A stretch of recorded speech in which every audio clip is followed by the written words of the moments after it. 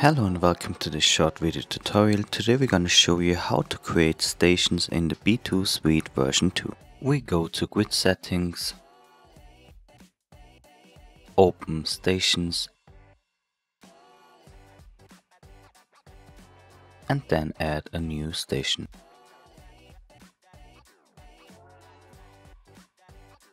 We give the station a corresponding name.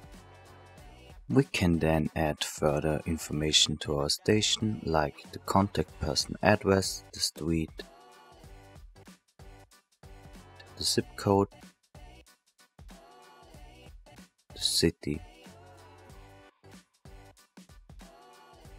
the country, the federal state, the owner, and the location.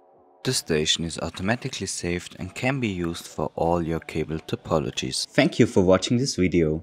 If you would like more information about B2 and our products, please visit our website. And if you have any technical queries about your B2 device, please contact our technical support at support@b2hv.com.